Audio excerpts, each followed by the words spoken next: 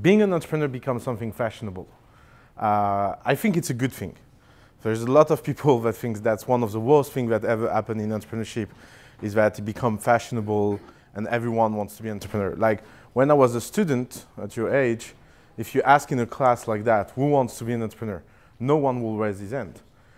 10 years ago, when I told my step family that I was an entrepreneur, the father of my girlfriend said, yeah, I know, it's so hard to find a job. You cannot do better, it's fine.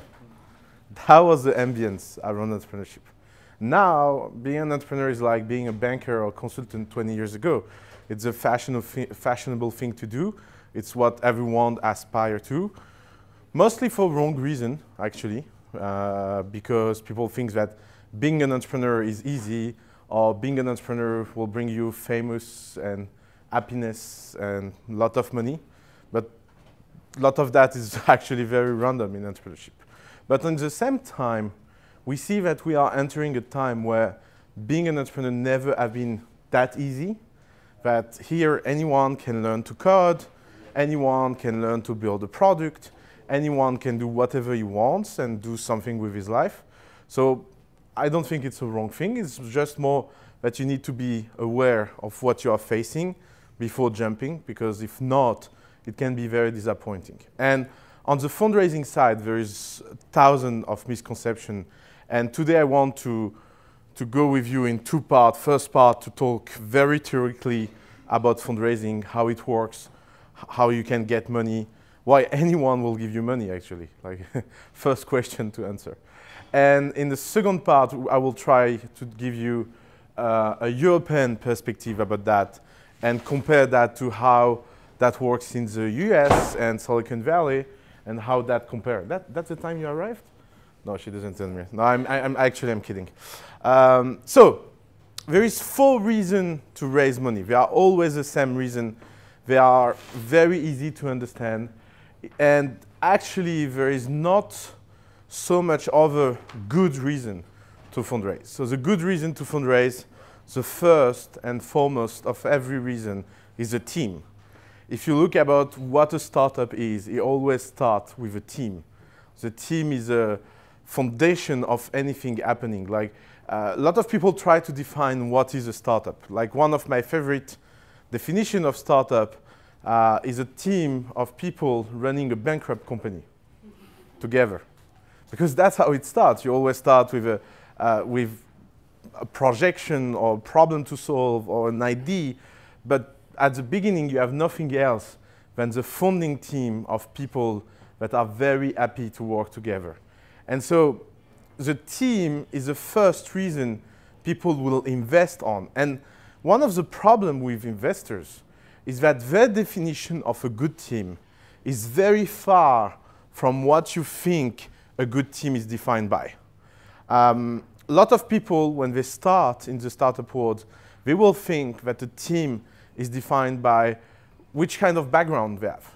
For example, I hear a lot from students, yeah, I want to go 1 or 2 years in investment banking so I can learn things and get some personal branding traction, and then I will be an entrepreneur.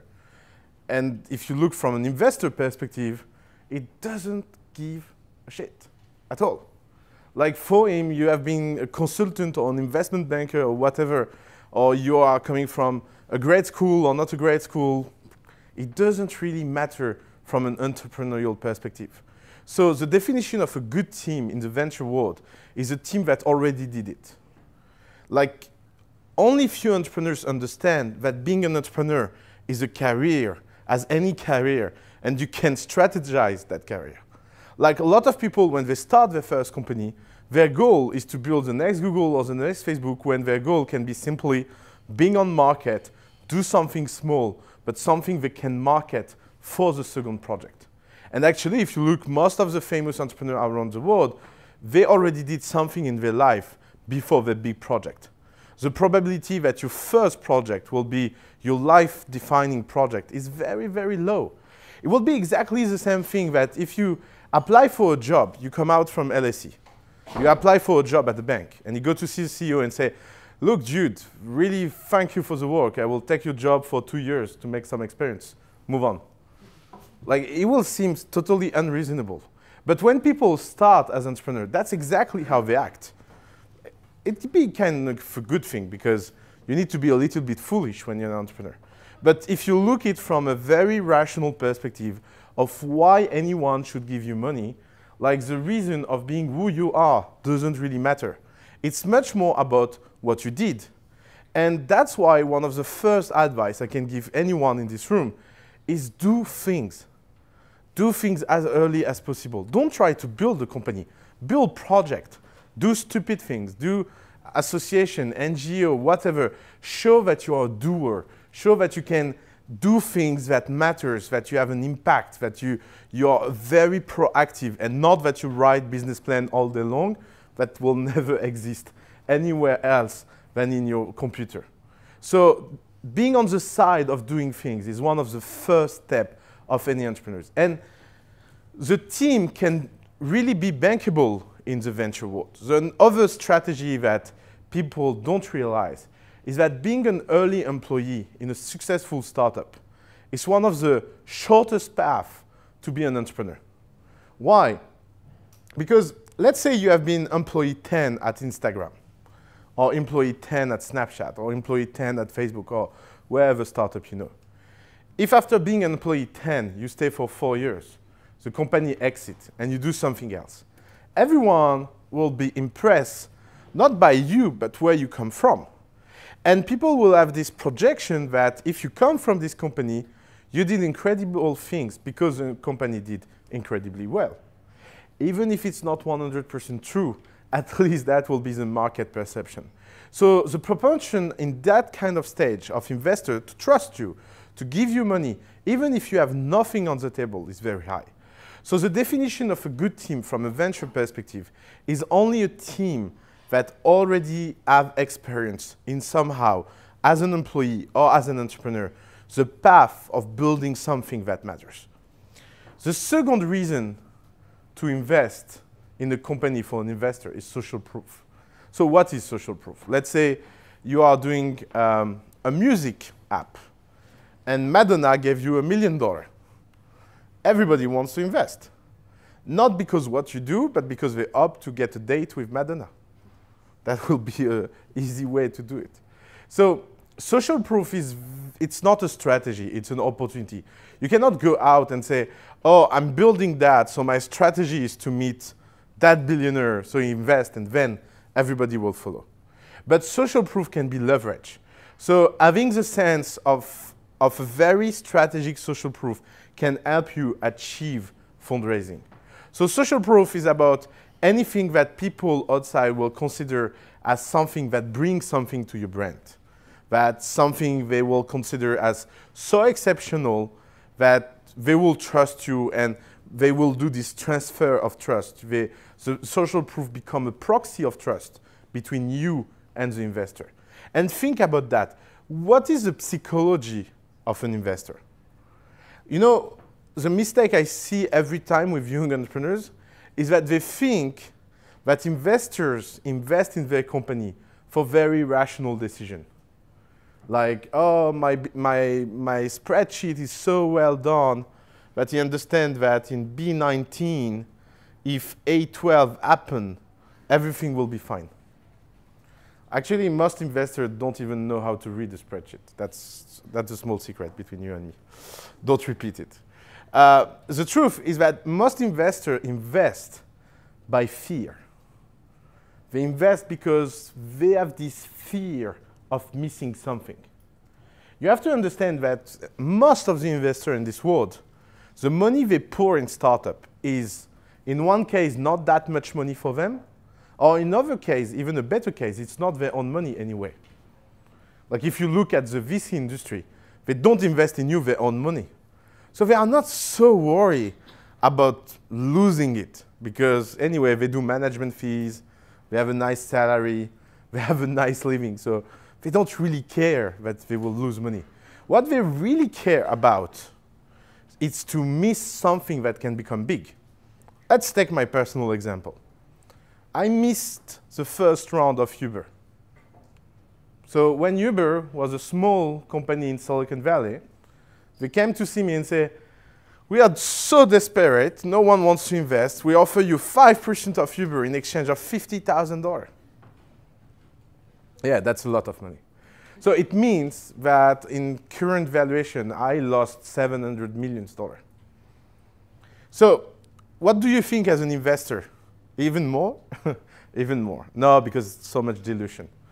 What is the problem in my mistake? It's not the fact that if I had invested 50,000, it was a big thing. I can spare to lose 50,000. I cannot spare to lose 700 million. That's why now I'm stuck here with you and giving you class instead of partying somewhere with someone much better than you. No, I'm kidding. I will be here anyway. The thing that makes startup investment so fearful is that when you live that once in your life, then you become paranoid. And everyone in the industry missed something. Like, I have a friend, he told Larry Page, who needs a search engine, seriously? Like, you say that once in your life, and then it comes back as a ghost to you. Like, who needs a search engine, seriously?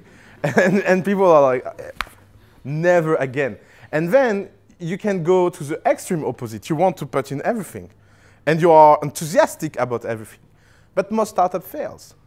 Like, it's one of the things I told myself to live well with the Uber mistake is that if I had invested in Uber, Uber would have failed. Because you never know what can be the impact of history and the randomness of everything. But social proof is something that humans love because it creates a sense of proof. Because you always think that other people are smarter than you, so if they do it, you want to do it. So this very cheap way of working, if you are smart about that, and there is some entrepreneurs that are really, really smart at that, they can really overhype a deal because they find the right way to bring the right kind of social proof along the way. The third reason to invest in something is tech/product. So let's be honest about that. It's very uncommon to have something impressive early. You know, when you talk about what you want to do with your friends, I call that the Minority Report effect. Everybody saw that movie, Minority Report, with Tom Cruise? Yeah? You have time to watch movies, seriously?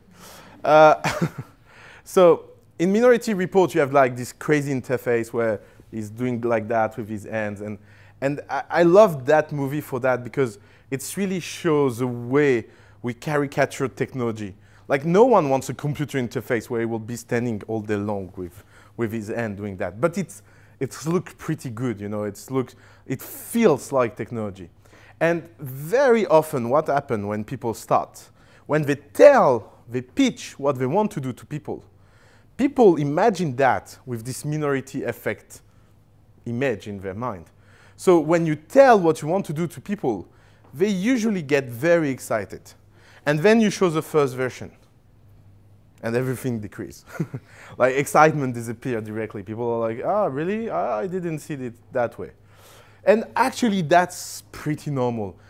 For most products, if you are not embarrassed by what you launch, it means that you launch too late. It's a very simple rule. So you should always, you know, being like fear never pay, and being ashamed of what you do never killed anyone.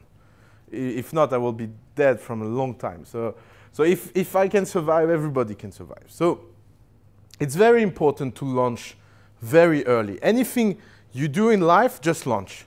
It's the best way to see where things can go wrong or why people don't understand what you are doing. So it's hard to fundraise on tech or product because you need to do something really exceptional. But sometimes it happens. Sometimes people are so good at product development or so good at design or so good at putting things together that they can really build that magical minority effect that makes a product like people have this wow effect, like wow, I want to pour my money in that. It's very uncommon. It's not the most common way to raise money. And the last reason is the king of every reason, is traction. So what is traction? Traction is to have one single metric inside your business that is really exceptional. Revenue or retention or any KPI that defines your business and that is unheard of. For example, Facebook, when they launch only in Harvard. So not a lot of users. Nobody have been impressed by the fact that 20,000 students use Harvard. What everybody have been impressed by was that everybody in Harvard was using it 2 hours a day, every day. So, okay, it's a small group of people, but it's kind of a magical traction because it's a number unheard of.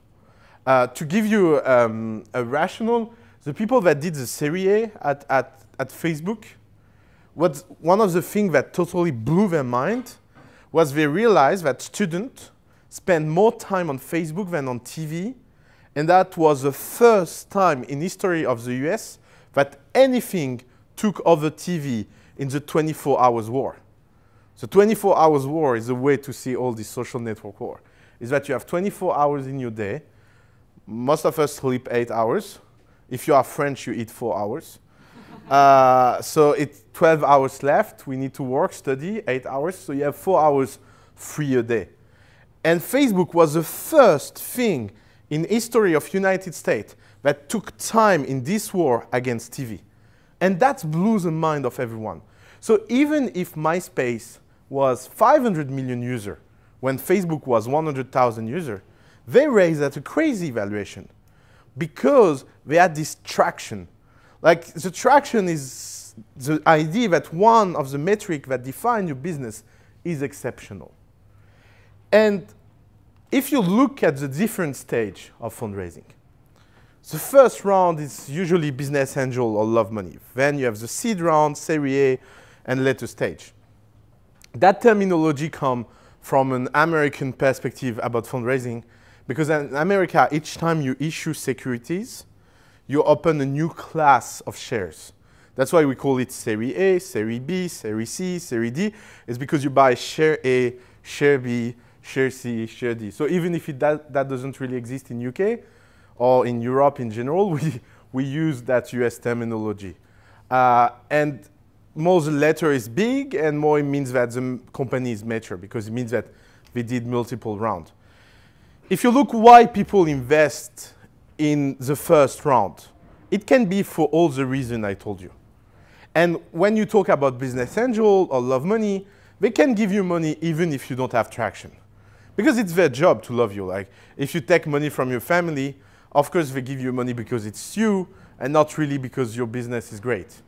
Because they first don't really have any idea of what you are doing. So they hope that you will take a real job after that. So, so that's the feeling that comes from this. But if you look in later stage, you cannot fake your way around for a long time.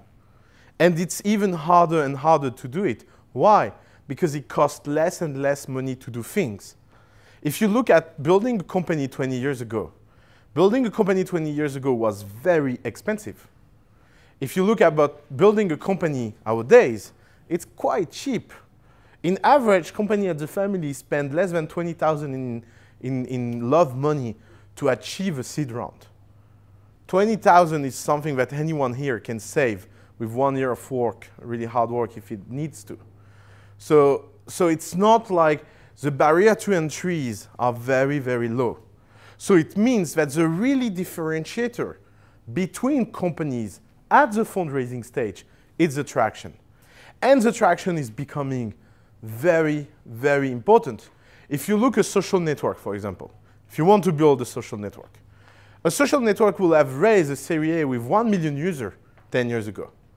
Now, if you don't reach the 10 million users in Serie A, there is no chance you raise your Serie A. So because everyone is becoming an entrepreneur, because the barrier to entry is getting lower and lower, the competition is more fierce. And you are getting to a stage where the best investors have so many choice from so many projects that they will be more and more picky, because they will ask you as an entrepreneur to build things that are more beautiful, better achieved, with more traction, because they want to take less risk. So traction is really the center of any fundraising process. And one of the things is that if you go online and read articles about fundraising, there is something very funny in fundraising, is that everyone that tries to give advice about fundraising always try to give advice about how to strategize your fundraising. It's a little bit like the dating advice online. So don't take it wrong. Who needs dating advice? The people that are struggling at dating. But most of the time, it's not a question of advice. It's a question of profile. Same thing with companies. Companies that need advice at fundraising money are companies that are struggling at raising. And who are the companies that are struggling at raising? Typically, the companies that cannot show obvious traction. So you have two strategies around your company. One strategy is that you become master of manipulation and you become so good at pitch that people will pour money in your company even if you don't deserve it. And then you are stuck because you raise for something that doesn't work. And so if it doesn't work, how do you give the money back? Because that's what a lot of entrepreneurs forget about fundraising, is that at some point when you get money, you are supposed to give it back and with a return. And big, it's better than small. So you have this issue.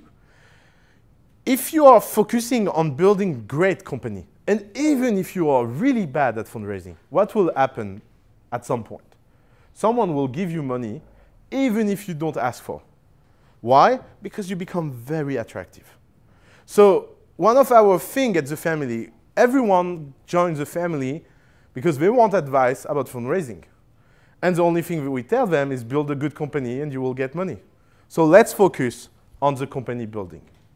So one of the issues with fundraising is that fundraising gives the impression to be very standardized when actually it's still tailor-made.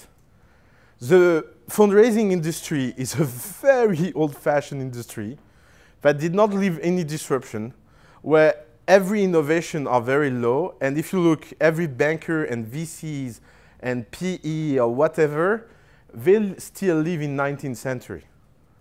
That's something you have to be aware of.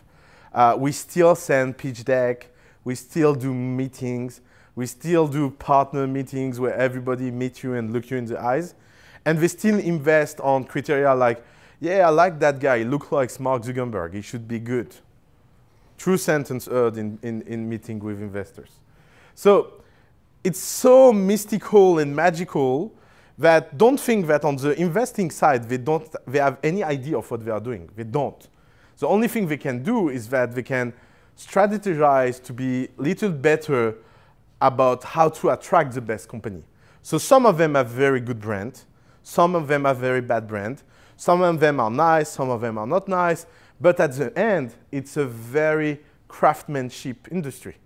No one find a way to industrialize the VC industry like we industrialize anything else. Angel list is something that is trying to do that. Angel list is a little bit game changer. But even angel list at the end is a Tinder for investor. So they are commoditizing the introduction part of the job. So they make introduction accessible to everyone. But still, you will have the phone calls, the screenings, the partnership meetings, and all of that will stay in a very traditional way. Meaning that one of the problems of every investor in the world is that they don't scale. So on one side, you have the startup building that is scaling. Like the number of startups that are built around the world is increasing every week. And on the other hand, the capabilities of investors to invest in more companies is still the same. So what they do, they pour more and more and more money by companies. Like that's the only way to solve the issue of having more capital, is that you say, oh, instead of doing a 5 million round, let's do a 10 million round. And that's done. Why? They don't know. But at least they deploy their capital. So never forget that fundraising is not a goal. It's one of the hardest things to keep in mind when you are an entrepreneur, and especially a successful one. Because when you are a successful entrepreneur, like fundraising becomes center of gravitation for everything you do in your life. because everyone wants to give you money when you are successful. And so you start to be like this kind of company where the only discussion at board level is the next fundraising. And that's why sometimes we hear in the press that company that raised 200 million go bankrupt. I know that for a lot of people that can seem like ridiculous, but it's very easy to understand when you are an insider how it works. It's because it's really a star mania industry where if the CEO and the founder of the company don't keep their focus on the fact that their only job is to build a great company, you can end up raising because you are trendy, even if you have nothing behind. Because there is some misconception or some luck around your social proof, and then money attracts money. Like, for example, we have a company at the family. They raised recently, on a totally lucky day, 4 million. And you know, it's the kind of crazy story that you tell your grandkids. Yeah, they was desperate, no idea of how to raise. In a bar, they met a man, and the guy was drunk and told them, oh, you should meet my partnership and then invest. Like, true story. Sometimes it happens. Luck can be a thing in entrepreneurship, it exists. And then what happened? They raised 4 million. So they have headline press, because it's a lot of money for French market. And everybody call and say, I want to invest too. And so the only conversation you have with the company is how can we raise 20 million? And the company doesn't have a product yet. And you have a whole team of people that is focusing on fundraising, a whole board of directors that is focusing on fundraising, and no one is here to tell him, maybe at some point you should build something, just in case. We don't know what can happen. And it can seem weird or crazy, but actually it's very rational. Is that why should you refuse money if someone offers you money? Actually, that's very rational. Afterwards, it looks stupid when you are bankrupt. But looking forward, it's very rational. So I'm not saying that it doesn't work sometimes to overcapitalize company. I'm just saying that if you don't forget that the goal is to build a good company, and if you don't forget that the money is just a mean to an end, it can go well. And it's better to have a lot of money than a small amount of money. But the problem is that the personal discipline that require from entrepreneurs to achieve that level of rationalization around fundraising is really hard, especially when you are young. And I can tell you my personal story about that. Like, when I was 21 years old, I raised almost 7 million for a company that have no business model.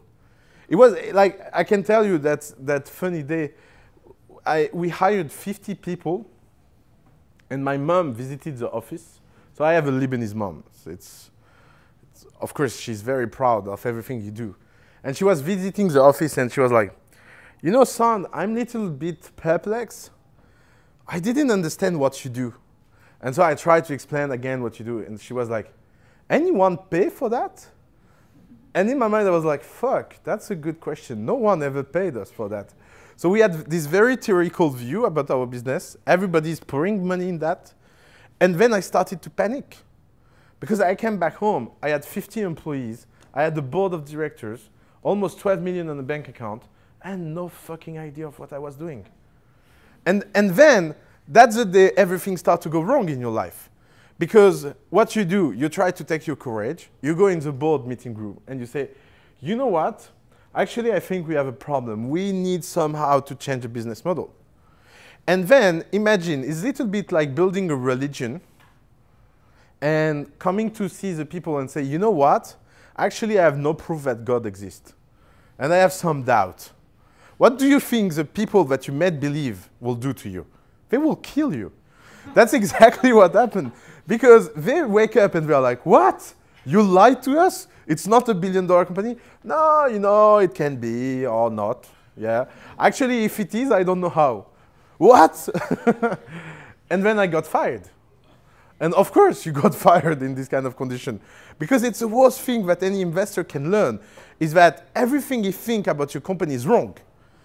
And you are very honest in the process, but the problem is that your honesty is based on storytelling.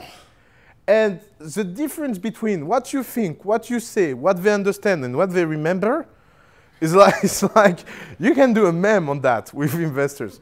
And then they come back in the other way, between what they think, what they say, what you understand, and the conflict starts. And this kind of story is very common in entrepreneurship because it's based on the fact that everything is always beautiful at honeymoon. Of course, when you receive money, closing parties are always great. Usually it's 1 year after, 2 years after that people wake up and it's like, why I'm in bed with these guys?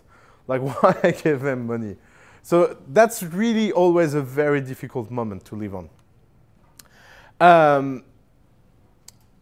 One of the problems with fundraising that most people don't understand, and I think there is a very rational reason that we don't understand that, is that nothing works like that anymore in the world.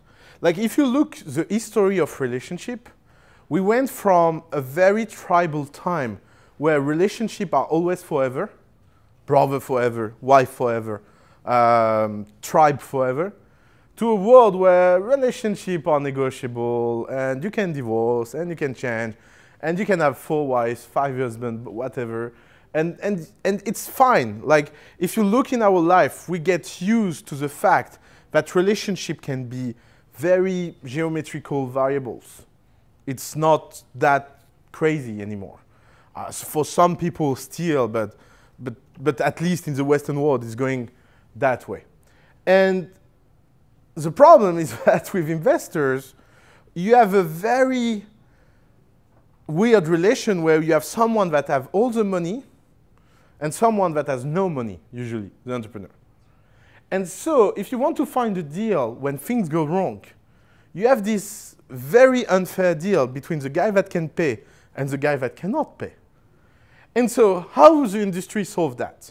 By making contracts where you are bound forever.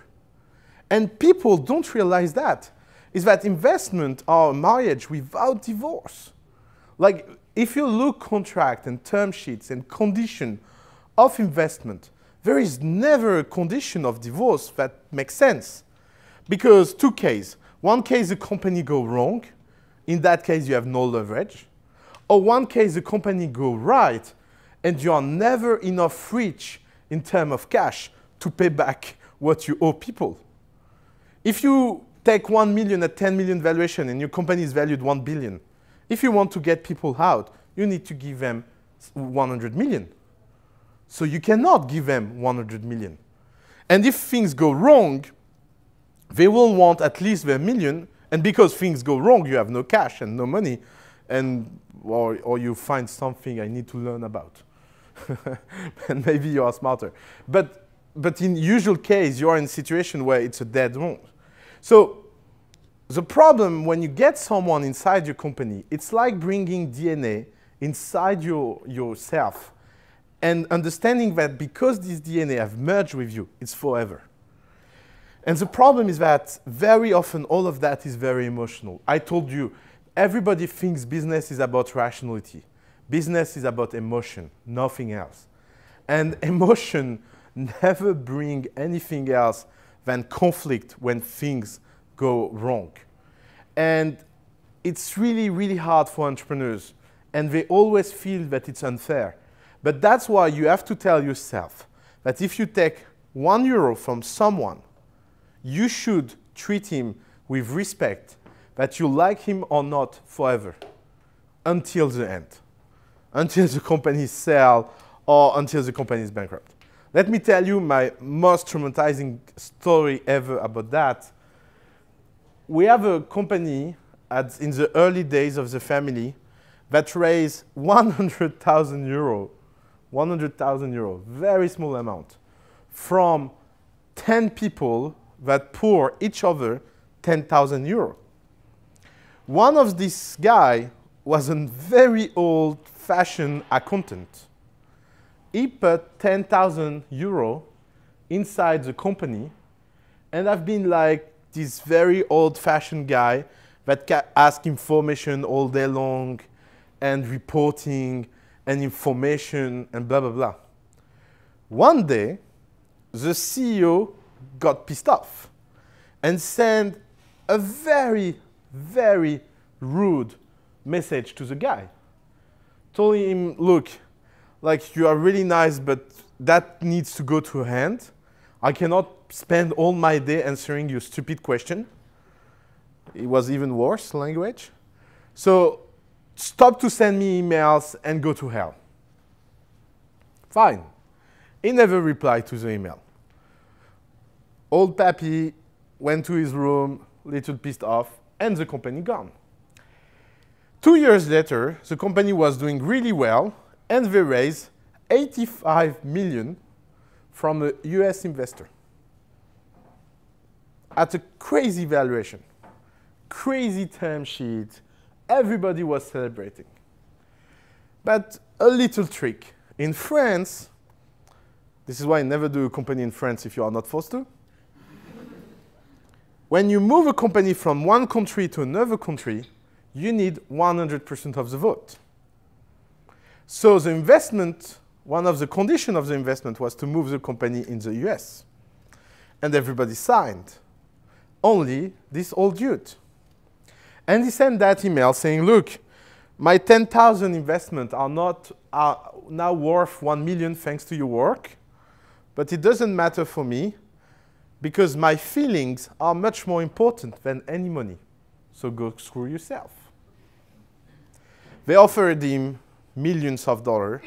They offered him to settle in some way. They offered him a meeting. He never replied. So what they did, they sued him. And the investors dropped the deal. And the company continued and bankrupt. And a few months ago, a judge decided that it was an abuse of minority, and he gets condemned to pay them 100,000 euros for all of that. And everything is gone. And the company is destroyed. So that's a very small example when I tell you that it's really a marriage without divorce. It's a wedding without divorce. Like when you got someone, it's done. You cannot really handle him. And sometimes it's hard because sometimes they are really bad. Sometimes you really do casting mistakes about investors. Sometimes investors are like so stupid. And so if you are not sophisticated enough to have leverage over them, you should be always worried that all of them act with you as a friend. So that's one of the things you have to pay attention to. And that's why terms, meaning the negotiation, contract negotiation between you and your investors, are always more important than the money they give you. That's why you need to have this like very paranoid attitude to imagine that everything can go south. And if it goes south, you need to be prepared to take control back.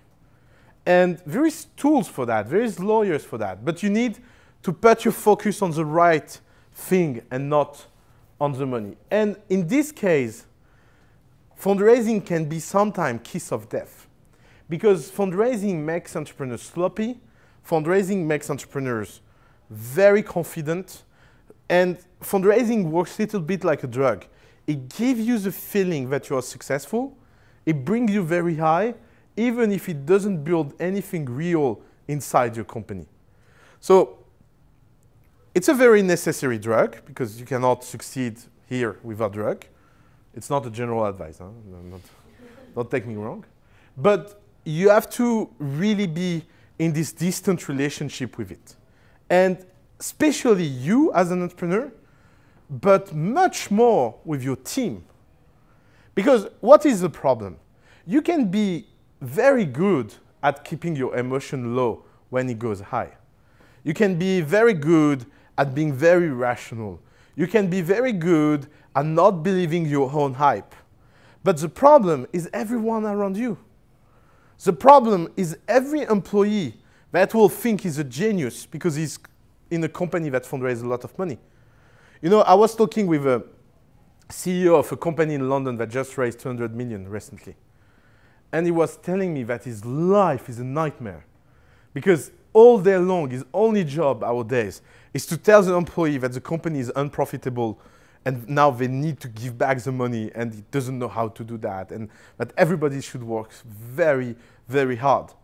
Because instantly, the day they announce the fundraising, everybody stopped it to work. Everybody was like, 200 millions, it's done. I want to go on a beach now, and I want holidays, and I want everything. And he's like, what? No. and he realized how much all of that had been a miscommunication internally. Because he did $1 million party. When they fundraised, he did a very big party. And I think that comes from the joy of succeeding at something so hard, because it's not easy to achieve that. And in his mind, it was a milestone. But for every employee, coming to $1 million party means that the company is built, done, and nobody needs to work anymore, anywhere. And so you have to be very careful about how you keep the emotion of everyone inside the company aligned, and that's not easy. So how it works in Europe and what are the big differences between countries. So UK now in Europe is the best country to raise money, especially if you come from a good school and have a background in any top firm, because all your colleagues will put money in you because they are desperate to change their job, and because they don't resign, they give you money so they can live through your dream. So how it works in London right now. Like if you look average in entrepreneur, he will raise from his friends that work somewhere between 20,000 to 50,000 each. Most of these people put just their monthly bonus or yearly bonus inside you. And so there is a lot of money on the market, but it's a lot of unsophisticated money that doesn't have any value add. Like they give you the money, but then you don't have the advice, you don't have the network, you don't have the infrastructure, you don't have everything that comes from that. And because of that, the VC in London are really hard to get. Why? Because their interest is to wait that everyone spend their friend money and see which one is successful before investing. They don't have any incitation of getting early because there is so much of random money early. So UK is a very strange market in Europe, quite unique, where because the angel scene is so big, just give you a number, there is 100,000 active angels in London, where in Paris there is 5,000 of them. You see the difference? Like that's 20x number. So meaning that anyone, like we see that in London, we are so surprised by that. Like you take any stupid company that have nothing and they raise £300,000. And you're like, why? We'll give you money.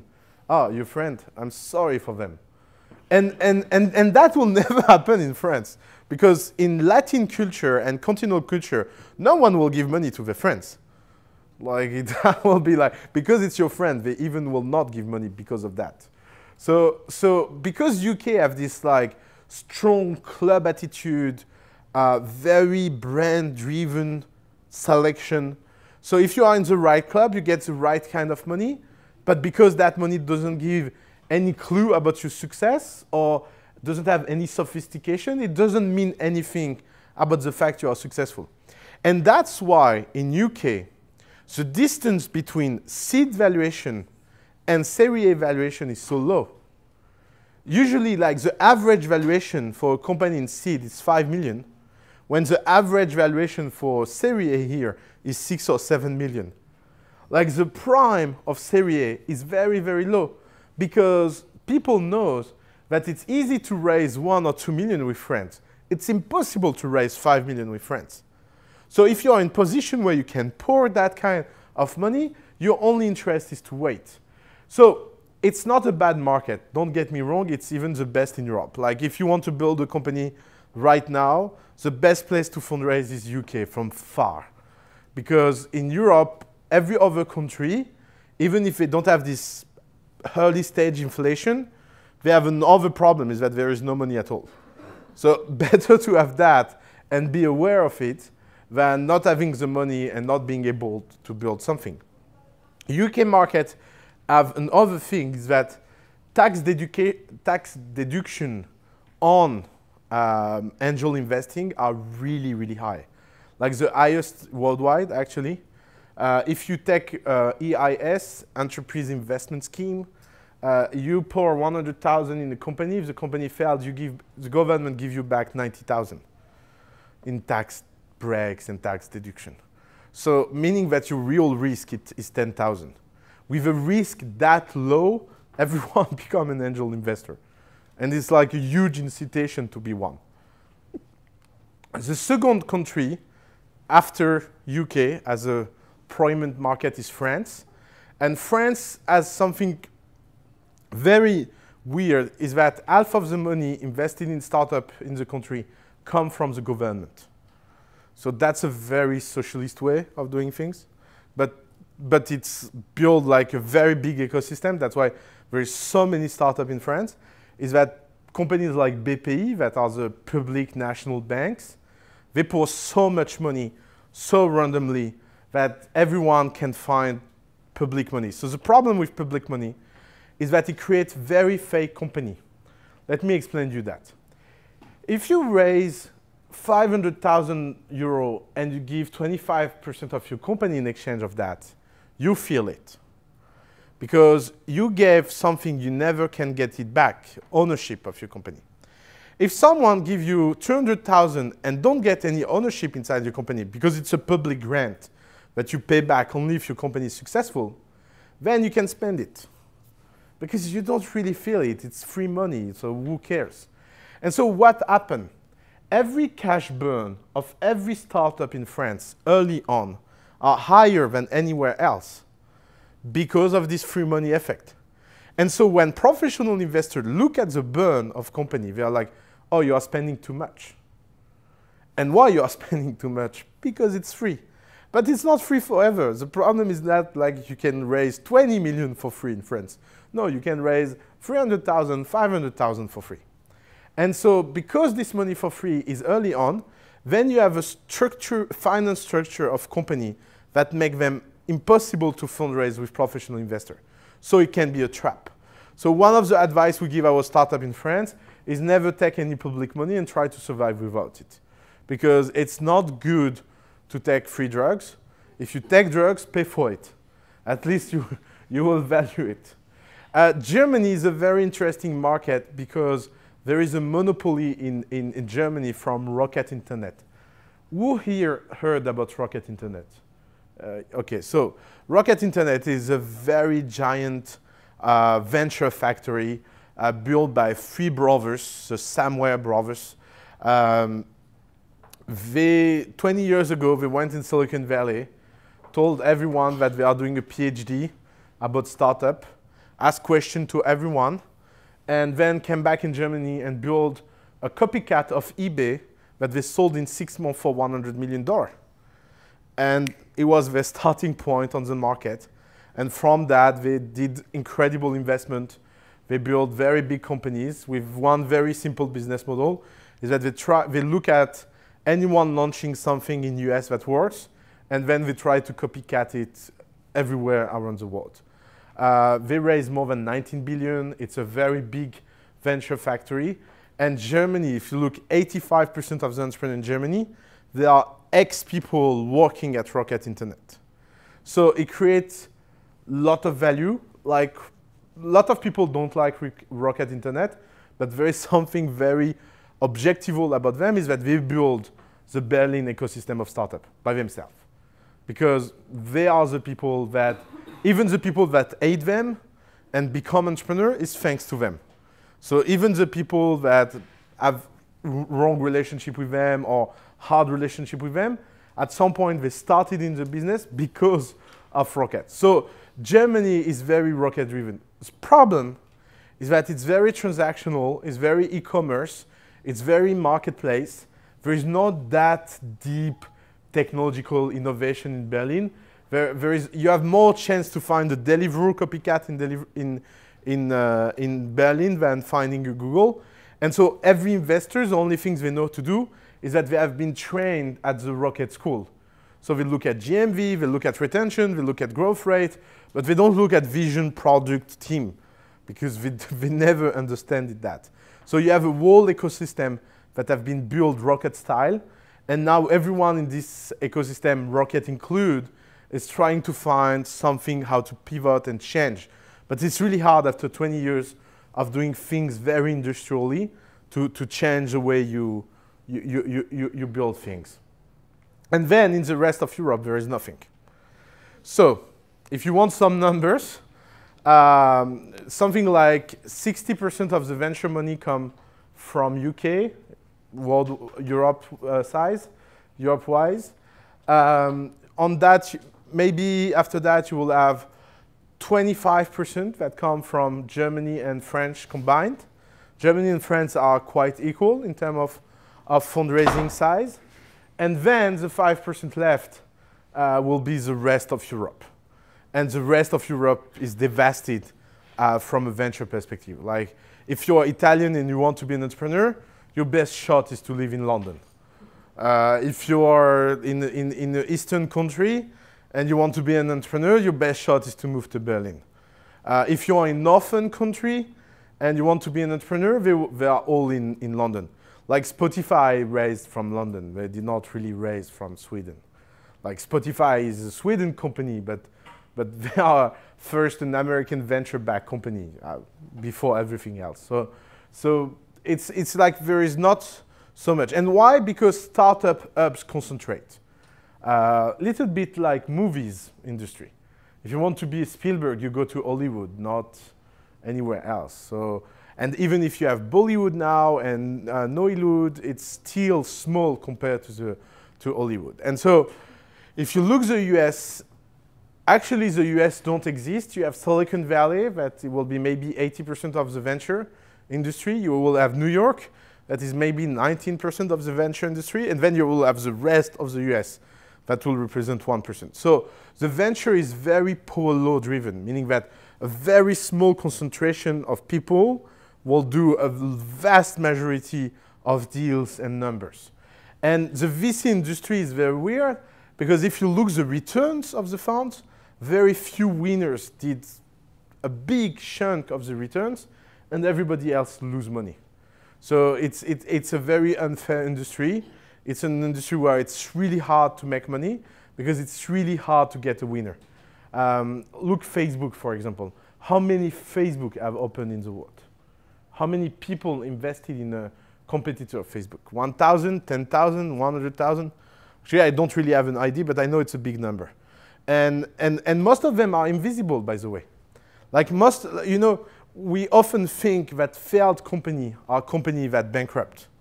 But most failed companies are companies you never heard about. They never got a press article. They worked 2 years in their living room, and they told everyone that they are entrepreneurs. And after 2 years, their girlfriend or parents or whoever, they come and say, you should find a real job. And they say, yeah, sure.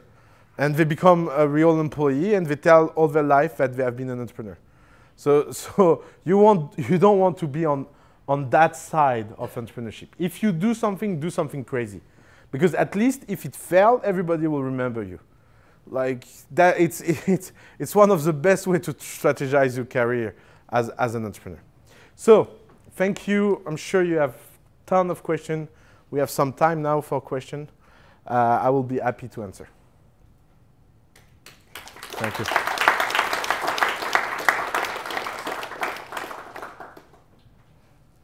Yeah, sure. Any advice on how to build your team? Good question.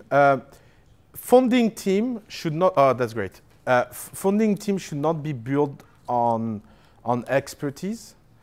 It should be built on trust and friendship. There is this very fake attitude around funding team.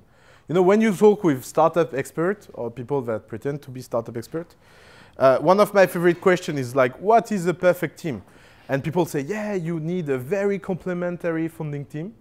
And then you look at very successful company, and no one has a complementary funding team. Like Larry Page and Sergey Brin, where is the complementary? Like it's two robots together. It's like, it's easy. So like this fake thing, you know, people say, oh, you need one hacker, one designer, one hustler, and all together we are so good. Like it's bullshit. If you are a hacker, you think that designer are bullshit and hustler are jerks. So you are not like, and if you are a hustler, you think that every hacker is just a slave that should work for you. So the truth is that what you need in a funding team is strong friendship and culture. My favorite test to test co-founders is to tell them, are you ready to give your bank account, social security number, and credit card to your co-founder for 2 months? And most of people are like, what? No.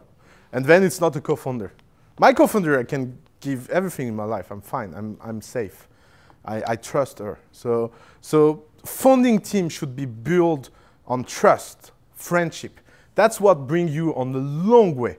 Because one day, things will go wrong, and the friendship will make you survive. Of course, it's better to be friends with people that are good. But are we really friends with people that are worse than us? Not often. So if you are not good, you are friends with people that are not good, and then nothing happened anyway. And if you are not good, you will not be friends with people that are better than you, because they will not want to be friends with you. So don't try to think like that. Think more like we are friends and we are ready to learn everything we need to succeed. That's a much better attitude than being like, oh, I like that guy, I want to be a co-founder with him because he's good. Like, if you want to have a very concrete example of that, you look this dumb movie called The Social Network about the Facebook history. I don't know if everybody saw that movie. But if you look the Winklevoss brother and you look Mark Zuckerberg, you understand why they never have been co-founder. Like, how do you want that someone like Mark Zuckerberg respect that two guys? It's impossible. It's so ontologically impossible. So as co-founding team, you should build something that looks like more a cult than a company. And then you should hire for people that are compatible with that. You know, a lot of people think that you are successful in business because you are right. But it's not true. If that was true, Microsoft would never have been a success. You build a successful business when you are very coherent about what you are doing. And that starts by being true to yourself. When you start to be like in this metaphorical world of, oh, I have that, I need that, then it doesn't work that way. So culture needs homogeneity. And that can go with huge diversity of skills, of course. But homogeneity of mindset, diversity of skills. That's a perfect combination. Thank you.